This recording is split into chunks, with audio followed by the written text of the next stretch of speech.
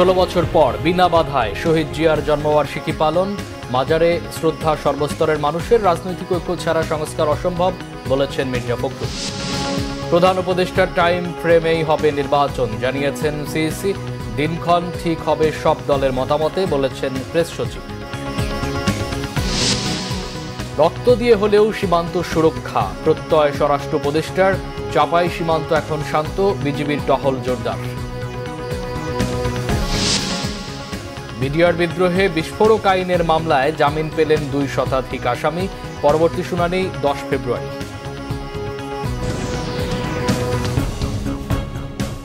দেখছিলেন crown cement সংবাদ শিরোনাম, এবার বিস্তারিত। বাংলাদেশি জাতীয়তাবাদ ও বহুদলীয় গণতন্ত্রের প্রবক্তা শহীদ রাষ্ট্রপতি জিয়াউর রহমানের 89তম জন্মবার্ষিকী আজ। 1936 সালের 19 জানুয়ারি বগুড়ার গাবতলীতে জন্মগ্রহণ করেন তিনি। ক্ষণজন্মা এই পুরুষের বর্ণাঢ্য জীবনের কিছু দিক তুলে ধরছেন আমাদের বিশেষ প্রতিনিধি সিকান্দার রিমান।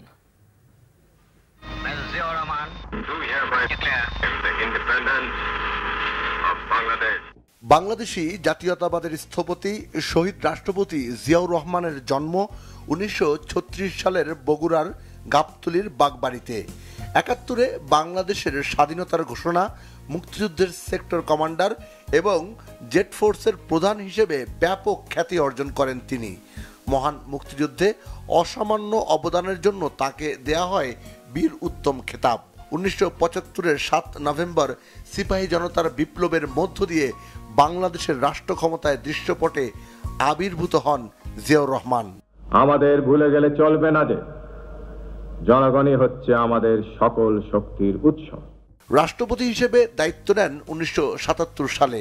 78-এর জুনে রাষ্ট্রপতি নির্বাচিত হন তিনি। একজন সফল রাষ্ট্রনায়ক ও বহুদলীয় গণতন্ত্রের প্রবক্তার খ্যাতি পাওয়া জিয়াউর রহমান 1979 সালের সেপ্টেম্বরে গঠন করেন বাংলাদেশ জাতীয়তাবাদী দল বিএনপি। রাজনীতিতে নতুনত্ব আনেন 19 দফা কর্মসূচি ঘোষণার মাধ্যমে। মাত্র 4 বছরের শাসনামলেই কৃষি উৎপাদন, গার্মেন্টস শিল্পের বিকাশ, জনশক্তি রপ্তানি, নতুন নতুন কলকারখানা স্থাপন সহ স্বনির্ভরতা অর্জনে জিয়াউর রহমানের নেয়া উদ্যোগ ব্যাপক সাড়া জাগায়। আমাদের প্রচুর প্রাকৃতিক ও জনসম্পদ থাকা সত্ত্বেও আমরা বিশ্বের দরিদ্র জাতি হিসাবে চিহ্নিত। দরিদ্রতার অভিশাপ থেকে জাতিকে মুক্ত করা সম্ভব না হলে স্বাধীনতা অর্থহীন হয়ে পড়বে। 1981 সালে এক ব্যর্থ সেনা অভ্যুত্থানে চট্টগ্রাম সার্কিট হাউসে শাহাদত বরণ করেন জিয়াউর রহমান।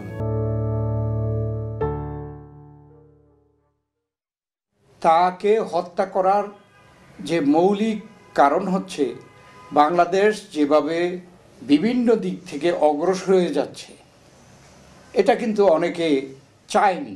আমাদের সম্পদের সর্বোত্তম ব্যবহার দ্বারা আত্মনির্ভর হয়ে ওঠা আমাদের লক্ষ্য। বাংলাদেশি জাতীয়তাবাদের এই প্রাণ পুরুষের অকাল মৃত্যু না হলে সে সময় দেশ আরো এগিয়ে যেত বলেও মনে করেন বিএনপির সিনিয়র নেতারা।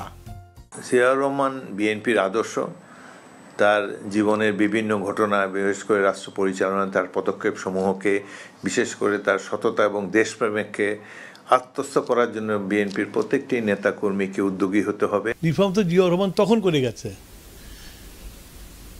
একতন্ত্র থেকে বহুদলীয় গণতন্ত্র, ক্লোজ ইকোনমি থেকে ওপেন ইকোনমি তৈরি করা, ম্যান পাওয়ার এক্সপোর্ট করা, কি না উনি করেন নাই। মৃত্যুর এত বছর পরও বিএনপির নেতাকর্মী, সমর্থক সহ অগণিত মানুষের স্মৃতিতে ভাস্বর হয়ে আছেন বাংলাদেশি জাতীয়তাবাদের প্রাণ পুরুষ জিয়াউর রহমান।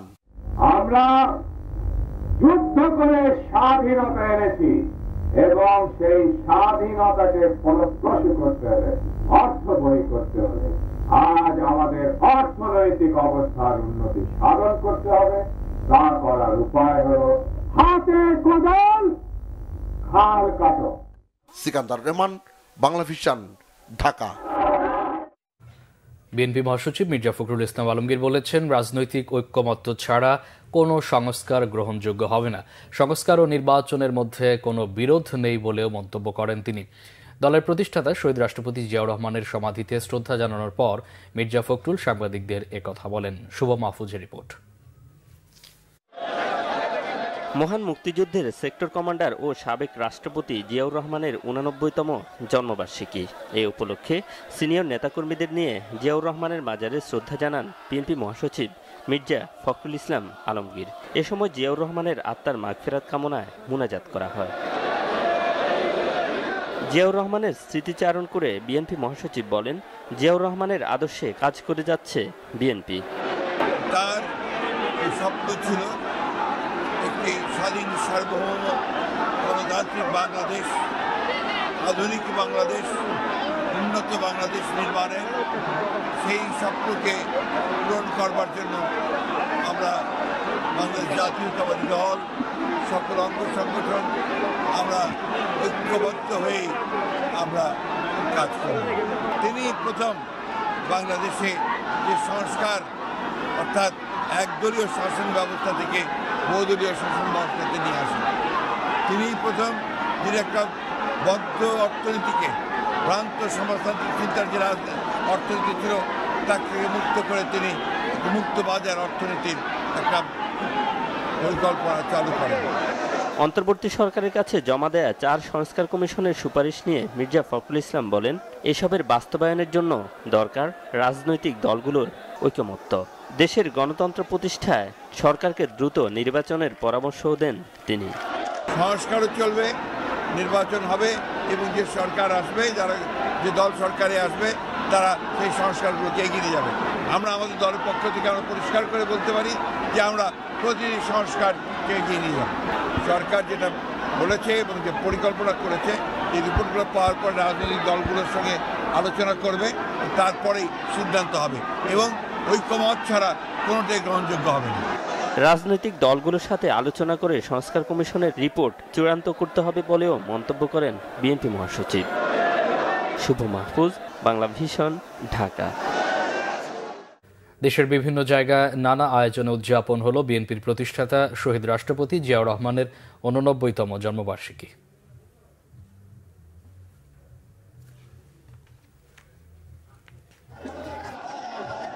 দিবসটি উপলক্ষে দুপুরে নগরীর সদর রোডে দলীয় কার্যালয়ে বরিশাল জেলা ও মহানগর বিএনপির আলোচনা সভা হয়েছে। এতে দলের কেন্দ্রীয় কমিটির ভাইস চেয়ারম্যান ও বরিশাল বিভাগের সাংগঠনিক টিম প্রধান আব্দুল আউয়াল মিন্টু বলেছেন, গণতন্ত্র প্রতিষ্ঠায় সবাইকে ঐক্যবদ্ধ হতে হবে। পরে শহীদ রাষ্ট্রপতি জিয়াউর রহমানের রুহের মাগফিরাত কামনায় দোয়া মোনাজাত করা হয়। শহীদ রাষ্ট্রপতি জিয়াউর রহমানের 89তম জন্মবার্ষিকী উপলক্ষে র্যালি হয়েছে চট্টগ্রামে।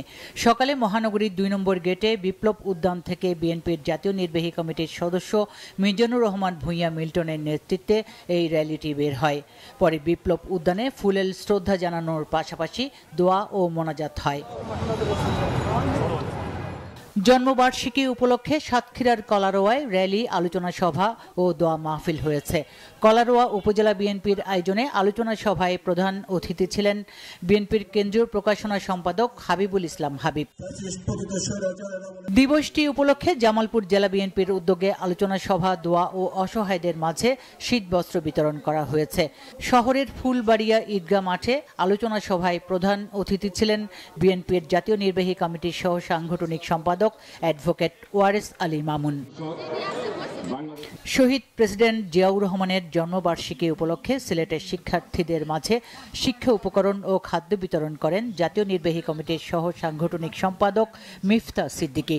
দুপুরে সিলেটের কেন্দ্রীয় শহীদ মিনারে জিয়াউর রহমানের স্মৃতিচারণ ও আলোচনা সভায় শহীদ জিয়ার বিভিন্ন কর্মের কথা তুলে ধরেন বক্তারা। স্বাধীনতার ঘোষক বিএনপির প্রতিষ্ঠাতা জিয়াউর রহমানের জন্মদিন উপলক্ষে বগুড়ার সারিয়াকান্দিতে চরবাটিয়া সরকারি প্রাথমিক বিদ্যালয় মাঠে অসহায়দের মাঝে কম্বল বিতরণ করা হয়েছে। জেলা যুবদলের আয়োজনে অনুষ্ঠানে বক্তব্য রাখেন যুবদল কেন্দ্রীয় কমিটির সভাপতি আব্দুল মোনায়েম মুন্না। দিবসটি উপলক্ষে জিয়া স্মৃতি পাঠাগারের উদ্যোগে মানিকগঞ্জে চিত্রাঙ্কন, কুইজ ও হামনাদ প্রতিযোগিতা হয়েছে মানিকগঞ্জ মডেল উচ্চ বিদ্যালয়ে। এতে জেলার 35টি স্কুল কলেজের শিক্ষার্থীরা অংশ নেয়। ময়মনসিংহের মুক্তাগাছায় পৌর বিএনপির উদ্যোগে 10,000 অসহায় শীতার্ত মানুষের মাঝে কম্বল তুলে দেন দক্ষিণ জেলা বিএনপির আহ্বায়ক জাকির হোসেন বাবলু। পৌর বিএনপি ও সহযোগী সংগঠনের নেতারা এ সময় উপস্থিত ছিলেন। শহীদ প্রেসিডেন্ট জিয়াউর রহমানের জন্মদিনে কুড়িগ্রামে দলীয় পতাকা উত্তোলন শেষে স্থানীয় কমিউনিটি সেন্টারে আলোচনা সভায় বক্তব্য রাখেন সদস্য সচিব সোহেল হোসাইন কায়কোবাদ ও যুগ্ম আহ্বায়ক অধ্যাপক শফিকুল ইসলাম বেবু সহ অনেকে। পরে জিয়াউর রহমানের আত্মার শান্তি কামনায় দোয়া মাহফিল হয়। আলোচনা সভা ও দোয়া মাহফিলের মধ্য দিয়ে 89তম জন্মবার্ষিকী পালন করা হয়েছে নাটোরে। আলাইপুরে জেলা বিএনপির কার্যালয়ের সামনে সভায় বক্তারা বলেন, জিয়াউর রহমানের দেখানো পথেই আধিপত্যবাদ থেকে দেশ মুক্ত হবে ও গণতন্ত্র ফিরে পাবে। পরে বেগম খালেদা জিয়ার রোগ মুক্তি ও দীর্ঘায়ু কামনায় দোয়া মোনাজাত করা হয়। দিবসটি উপলক্ষে সকালে পিরোজপুর জেলা বিএনপির কার্যালয়ে দোয়া মাহফিল হয়।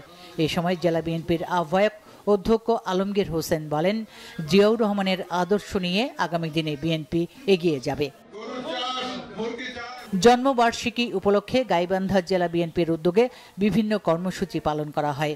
দলীয় কার্যালয়ে জেলা বিএনপির সভাপতি অধ্যাপক ডাক্তার মইনুল হাসান সাদিকের সভাপতিত্বে আলোচনা সভা শেষে অসহায়দের মাঝে কম্বল বিতরণ করা হয়।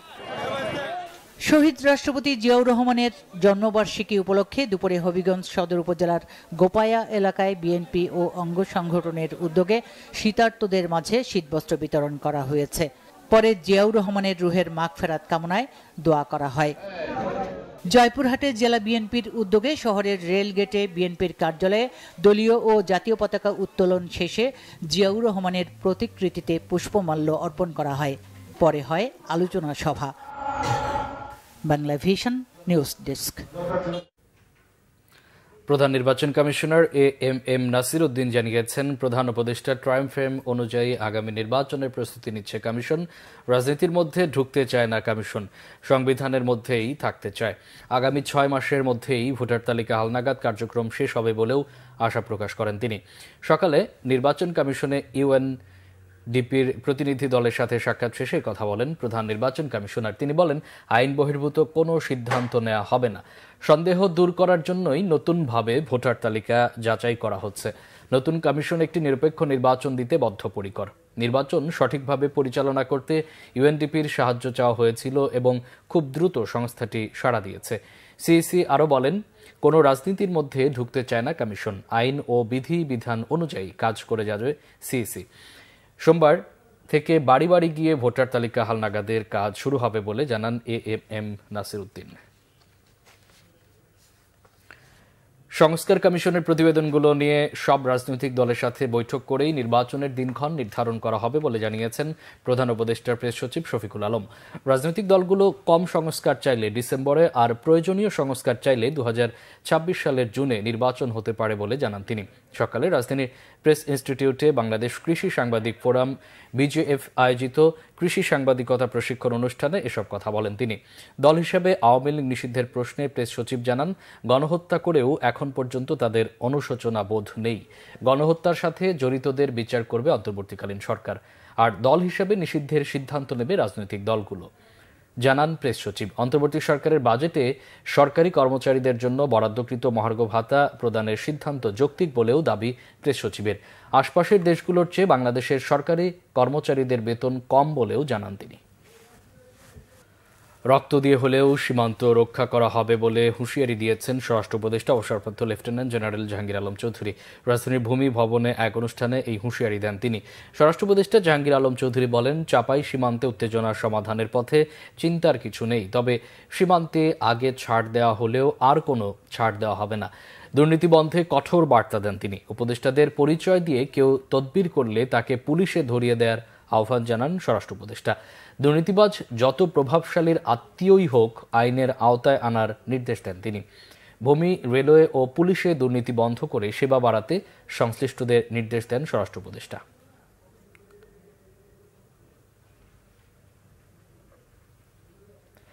চাঁপাইনবাবগঞ্জের কিরণগঞ্জ সীমান্ত এখন বেশ শান্ত, ঘটেনি কোনো অপ্রীতিকর ঘটনা। সীমান্তে টহল জোরদার করেছে বিজিবি। চাঁপাইনবাবগঞ্জ প্রতিনিধি সাখাওয়াত জামিল দোলনের পাঠানো তথ্য ছবিতে ডেস্ক রিপোর্ট।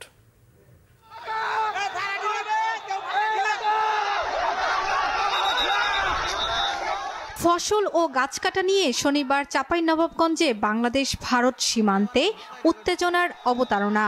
তবে রবিবার সকাল থেকে পরিস্থিতি স্বাভাবিক। সীমান্তের কাছে মাঠে কাজ করছে কৃষক। বিগত 15 বছরে বিএসএফ এবং ভারতীয়দের অত্যাচারে অতিষ্ঠ স্থানীয়রা চান স্থায়ী সমাধান। বিএসএফ কালকে বেলা 10টার পরে আমাদের উপর হামলা করে এবং আমাদের উপর হামলা করে গাছ, গম, সরষা এবং ভুট্টা, পেঁয়াজ, অনেক ফসল এবং বোরের গাছ অনেকগুলো নষ্ট করে ফেলেছে তারা। আজকে পরিস্থিতি শান্ত আছে, তারপরে যারা আসে তা আমরা প্রতিবাদ করার জন্য প্রস্তুত আছি। আমরা তো চাই কি শান্ত হব, কিন্তু শান্ত তো করতে পারছে না, কারণ এরা তো মানছে না। একের পর এক ওরা অত্যাচার করতে আছে। এই অত্যাচার প্রতিবাদে আমরা মনে করেন কি করব নাই, তারপর আমরা চেষ্টা করছি ওদেরকে প্রতিহত করার। এখনই সীমান্তবর্তী এলাকার জনগণকে শূন্য রেখায় না যাওয়ার আহ্বান জানিয়েছে বিজিবি। কেউ যেন শূন্য লাইন অতিক্রম না করে, কারণ হচ্ছে শূন্য লাইন অতিক্রম করে যে কোনো অনাকাঙ্ক্ষিত ঘটনার সৃষ্টি হতে পারে। সেই জন্য আজকে আমরা জনগণকে উদ্বুদ্ধ করছি এই ধরনের পরিস্থিতি যেন ভবিষ্যতেও সৃষ্টি না হয়। সেই জন্য আমরা এলাকার জনগণের সাথে আমরা কথা বলছি, মত বিনিময় করছি। বর্তমানে পরিস্থিতি শান্ত করা হচ্ছে আমাদের কাজ। সুতরাং এই পরিস্থিতিকে যেন কোনো পক্ষ ঘোলাটে না করে সেই ব্যাপারে আমরা সজাগ আছি। শনিবারের ঘটনায় ব্যাপক ক্ষতি হয়েছে বাংলাদেশের কৃষকদের। পদদলিত হয়েছে ক্ষেতের ফসল। ওরা তার আমার ফসলের মায়া করছে না। অতএব আপনি আর একটু বলেন, ওরা যদি যায় তা আমাদের জনপ্রতিনিধি আছে, ওনারা যাবেন, প্রয়োজনীয় ছবি নেবেন, চলে আসবেন। কিন্তু এইভাবে জনগণকে 100 জন 200 জন জনগণ নিয়ে যেন না যায়, আমাদের খুব ক্ষতি হচ্ছে। সীমান্তে উত্তেজনা বন্ধে দ্রুত কার্যকর পদক্ষেপের দাবি স্থানীয়দের। Banglavision news desk. পিলখানায় বিডিআর বিদ্রোহের ঘটনায় বিস্ফোরক আইনের মামলায় 2 শতাধিক আসামিকে জামিন দিয়েছে আদালত। পরবর্তী শুনানি 10 ফেব্রুয়ারি। কেরানীগঞ্জে ঢাকা কেন্দ্রীয় কারাগারের অস্থায়ী আদালতের বিচারক ইব্রাহিম মিয়া এই রায় দেন। পাবলিক প্রসিকিউটর হিসেবে দায়িত্ব পালন করেন বোরহানুদ্দিন। এর আগে ভোর থেকে বিডিআর জওয়ানদের মুক্তির দাবিতে কারাগারের সামনে অবস্থান নেন স্বজনরা। বিডিআর হত্যাকাণ্ডের পর দীর্ঘ 16 বছর ধরে হত্যা ও বিস্ফোরক আইনে করা মামলায় কারাভোগ করছে এসব আসামি। হত্যা মামলায় খালাস পেয়েও বিস্ফোরক মামলা সাক্ষ্য গ্রহণ পর্যায়ে থাকায় বন্দী আছে অভিযুক্ত বিডিআর সদস্যরা। 2009 সালের 25 ও 26 ফেব্রুয়ারি ঢাকার পিলখানায় সীমান্তরক্ষী বাহিনীর সদর দপ্তরে বিদ্রোহের ঘটনায় 57 সেনা কর্মকর্তা সহ 74 জন নিহত হন। হত্যা মামলায় খালাস বা সাজা ভোগ শেষে বিস্ফোরক মামলার কারণে 468 জনের মুক্তি আটকে আছে।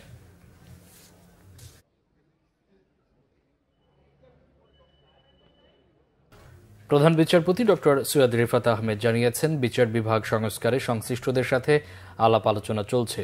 সকালে চট্টগ্রাম জেলা দায়রা জজ ও অতিরিক্ত মহানগর দায়রা জজ আদালত সহ বিভিন্ন আদালত ঘুরে দেখেন তিনি। পরে আদালতের নথি ও সাক্ষ্য সহ যাবতীয় তথ্য অনলাইনের আওতায় আনার বিষয়ে বিচারকদের সাথে কথা বলেন প্রধান বিচারপতি। এ সময় তার কাছে হাইকোর্টের সার্কিট বেঞ্চ স্থাপন সহ বিভিন্ন দাবি তুলে ধরেন আইনজীবীরা। এর আগে চিফ জুডিশিয়াল ম্যাজিস্ট্রেট আদালতের সামনে বৃক্ষরোপণ করেন তিনি।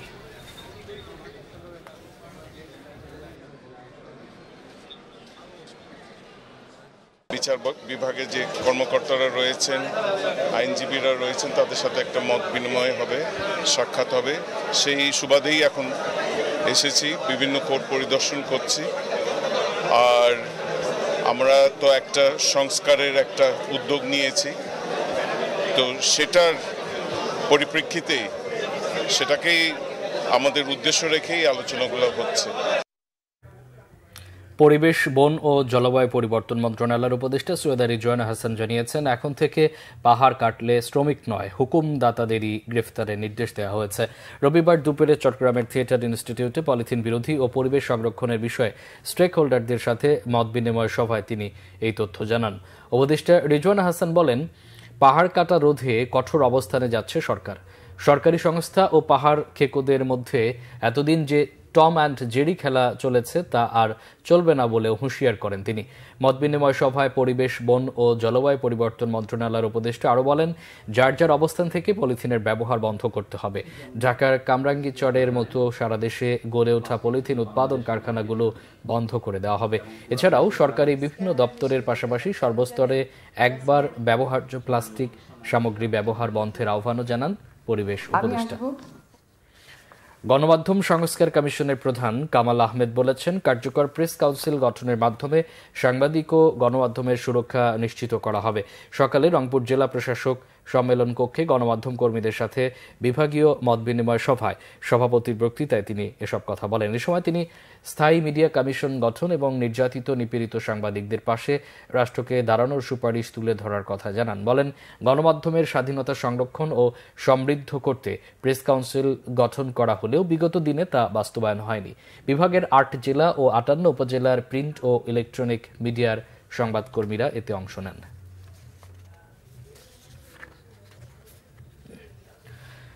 গাজীপুরের কালিয়াকৈরে শিক্ষার্থীদের সাথে সংঘর্ষের জেরে ঢাকা টাঙ্গাইল মহাসড়ক অবরোধ করে বিক্ষোভ করেছে স্টার্লিং ডিজাইনস কারখানার শ্রমিকরা।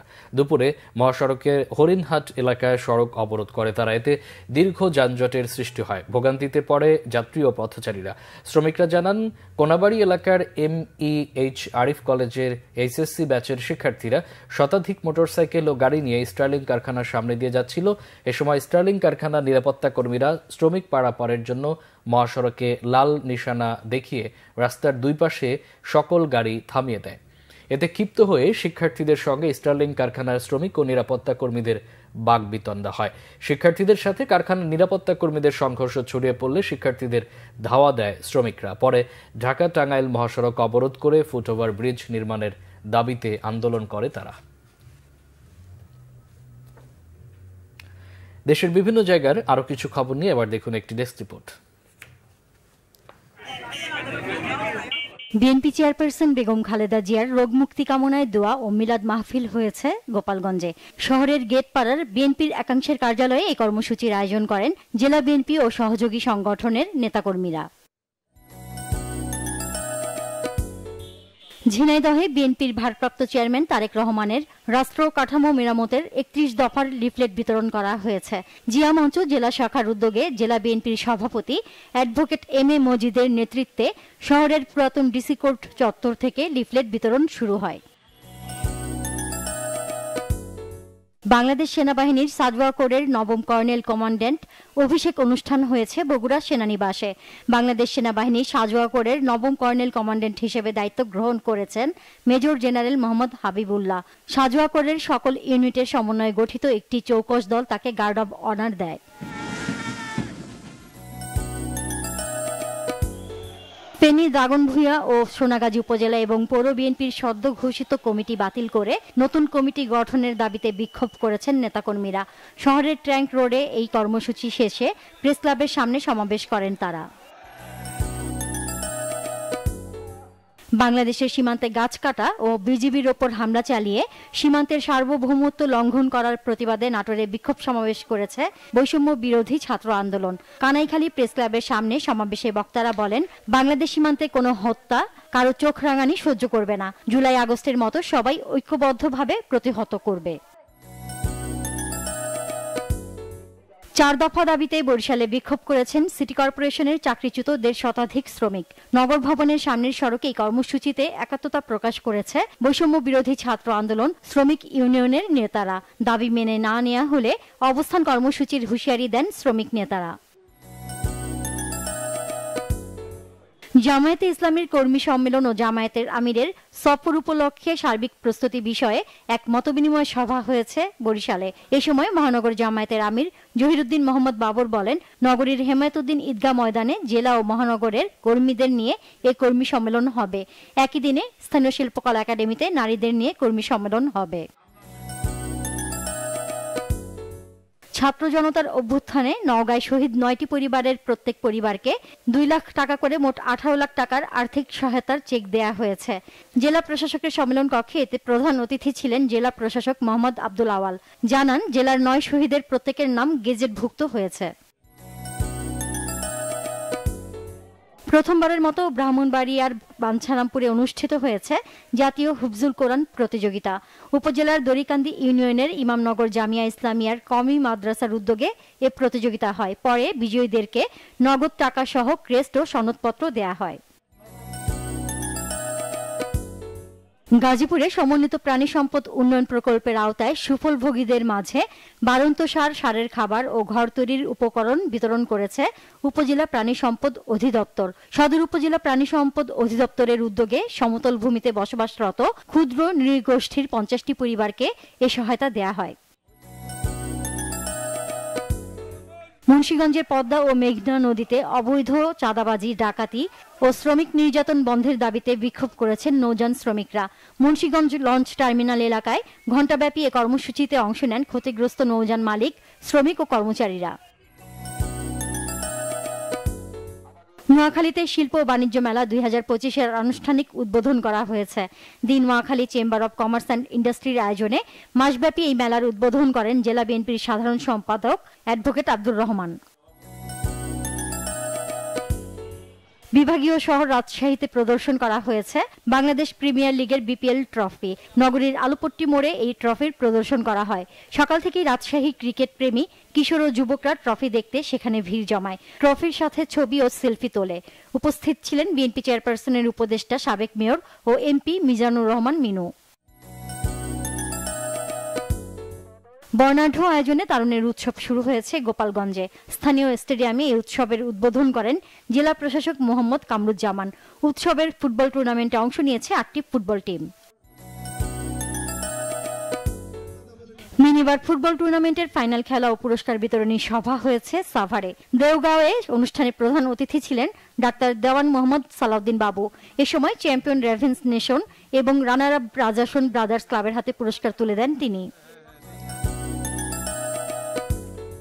সাতক্ষীরার বিভিন্ন সীমান্ত থেকে জব্দ করা বিপুল পরিমাণ মাদকদ্রব্য ধ্বংস করেছে বিজিবি। সাতক্ষীরা 33 বিজিবি ব্যাটালিয়ন সদর দপ্তরে বুলডোজার দিয়ে ধ্বংস করা হয় এসব মাদকদ্রব্য। এ সময় উপস্থিত ছিলেন বিজিবির খুলনা বিভাগীয় sector commander colonel Mohammad Mehedi Hasan Chowdhury. Naznin Akter, Bangla Vision news desk. সংবাদ শেষ করব ক্রাউন সিমেন্ট শিরোনামগুলো আরেকবার জানিয়ে।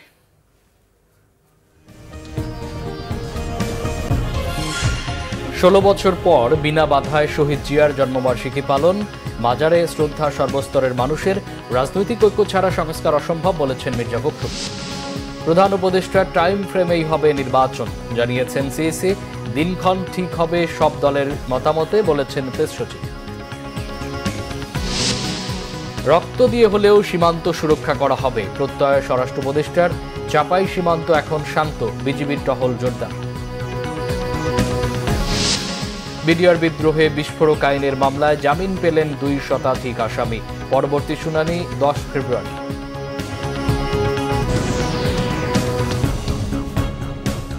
এই ছিল এখনকার মতো। পরের সংবাদ সন্ধ্যা 7:30টায় দেখার আমন্ত্রণ রইল। এছাড়া বাংলা ভিশন সংবাদ ও সংবাদ সংশ্লিষ্ট অনুষ্ঠান দেখতে ভিজিট করুন www.bvnews24.com ও facebook.com/banglavisionnews এবং সাবস্ক্রাইব করুন youtube.com/banglavisionnews। এতক্ষণ সাথে থাকায় অসংখ্য ধন্যবাদ।